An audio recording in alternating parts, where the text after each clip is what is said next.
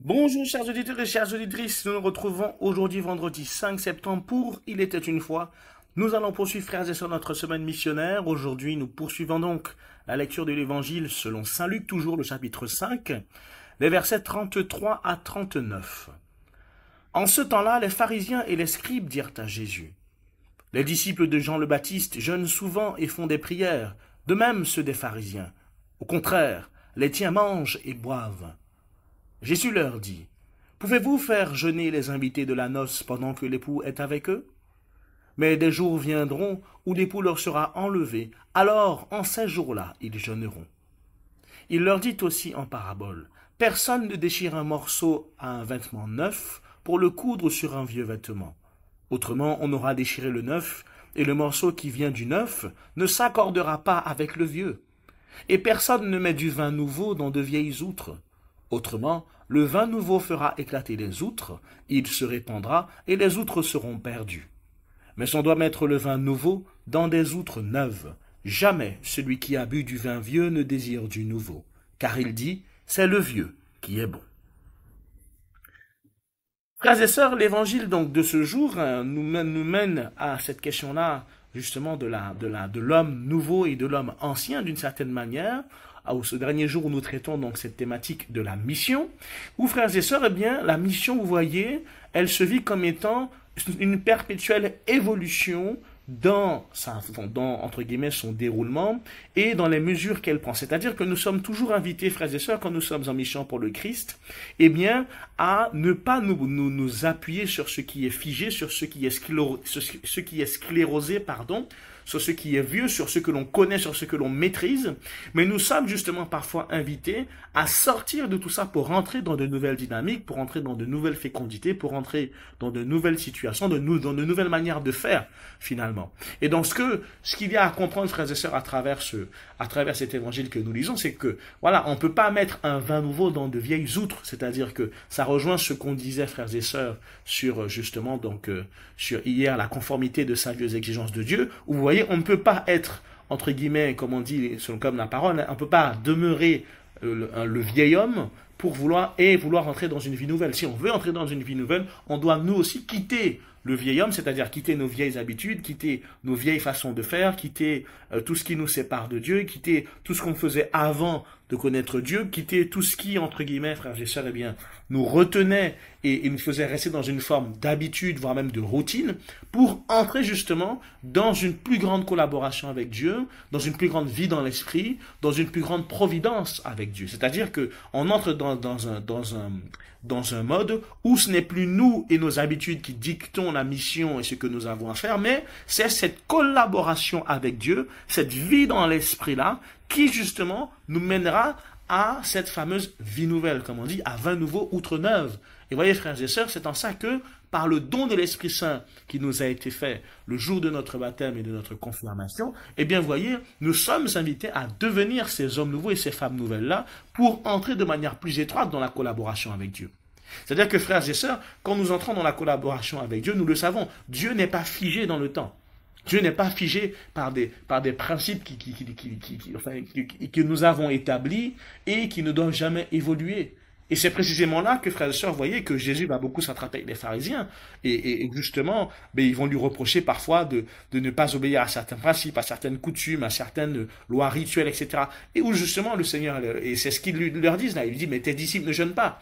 Nos disciples jeûnent, les disciples de Jean-Baptiste jeûnent, et puis tes disciples, ils jeûnent pas. Et, vous voyez, et Jésus, vous voyez, il essaie de les faire passer à cette autre dynamique, cette dynamique nouvelle, en leur disant: mais étant l'époux et étant avec eux, eh bien, ils ne peuvent pas jeûner. Ils ne peuvent pas jeûner.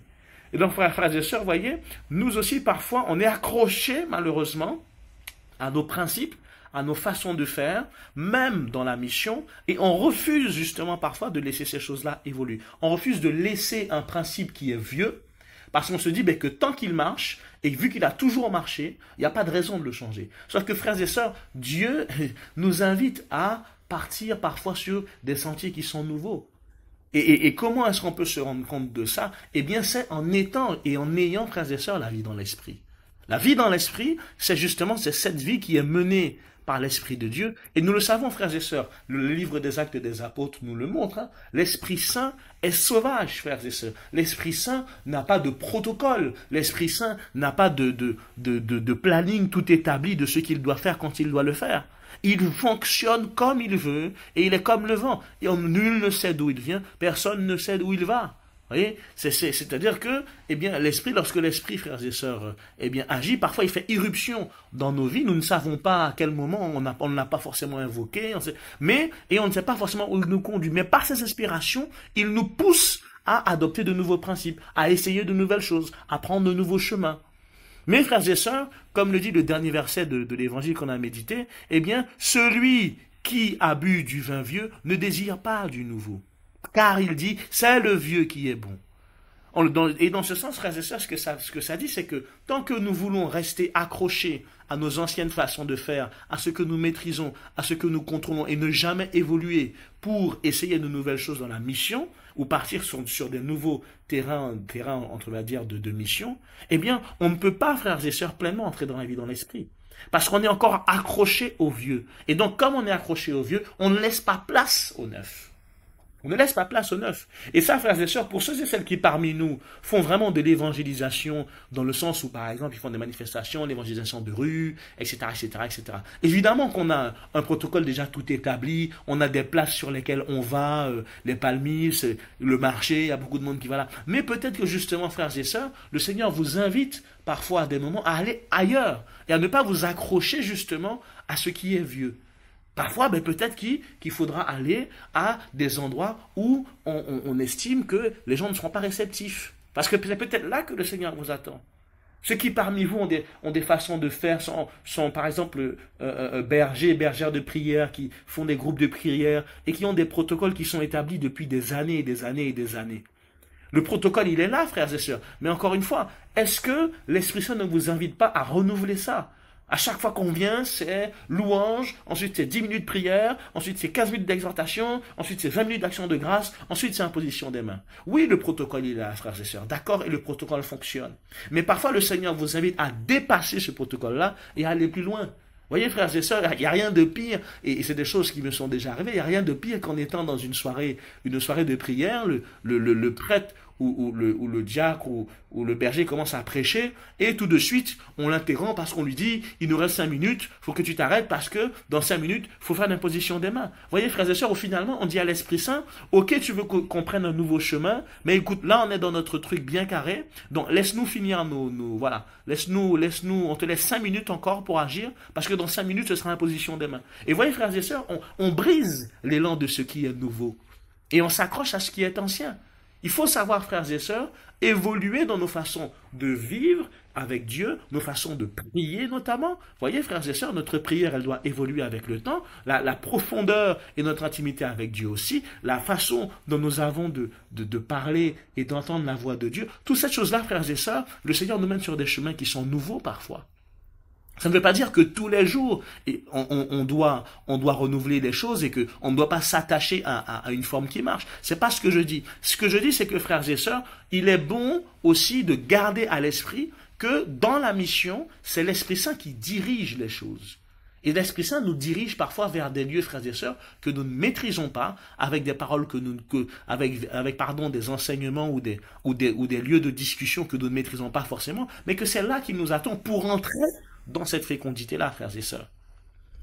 Donc arrêtons d'être sclérosés, frères et sœurs. Arrêtons d'être figés, arrêtons de garder une prise ferme sur ce que nous avons l'habitude de faire. Et laissons parfois l'Esprit Saint nous déplacer sur ce que nous ne maîtrisons pas, sur les endroits où nous n'avons pas l'habitude d'aller, vers les personnes que nous n'avons pas l'habitude de fréquenter, pour que justement il puisse poursuivre son œuvre. Parce que c'est comme ça que nous aussi, nous entrerons plus en profondeur dans la vie de l'Esprit.